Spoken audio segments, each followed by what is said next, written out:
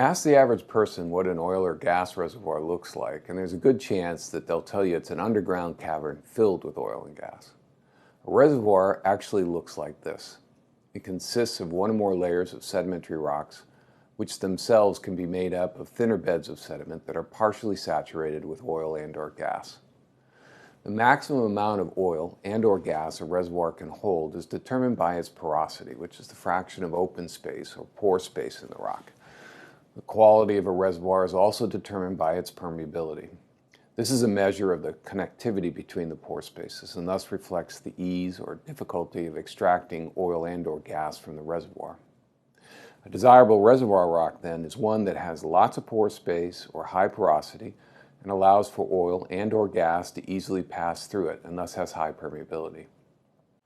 Here are examples of three common types of reservoir rocks: a sandstone made of sand grains, a limestone made up of shell material, and a shale made up of silt and clay, which are very fine-grained sediments.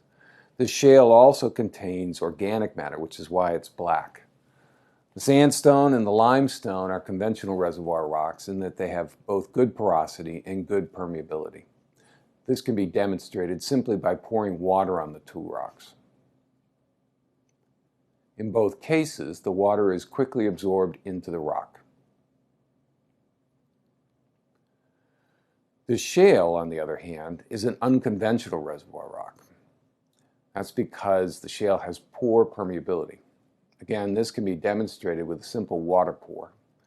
Note that the water fails to penetrate the shale and instead just beads up on the shale's surface. The differences in porosity and permeability between the three rock types can be directly observed by looking at thin shavings or thin sections of the three rocks under a microscope. This, for example, is a thin section of a sandstone.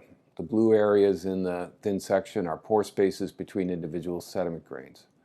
Note how much of the slide is blue, indicating that the sandstone has high porosity. And note also the good connectivity between the pore spaces, which indicates that the sandstone has high permeability. High porosity and high permeability can also be seen in this thin section of a limestone, much of which is made up of fossilized shells of ancient microscopic marine organisms. Finally, here's a thin section of an organic-rich shale. In this case, the white spots are pore spaces, while the remainder are grains of silt and clay. Note that while there's a decent amount of porosity in the rock, there's no apparent connectivity between the pores, indicating little, if any, permeability.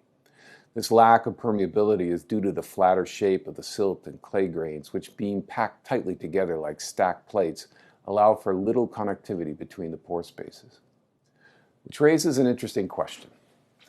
If a shale reservoir has good porosity but poor permeability, how did oil and/or gas get into the shale pore spaces in the first place?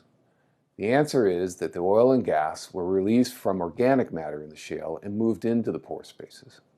So when you hear about shale oil and shale gas being an unconventional reservoir, it's because shale has such low permeability. However, shale oil and shale gas are also unconventional in that the shale reservoir rock also doubles as the source rock for shale oil and shale gas.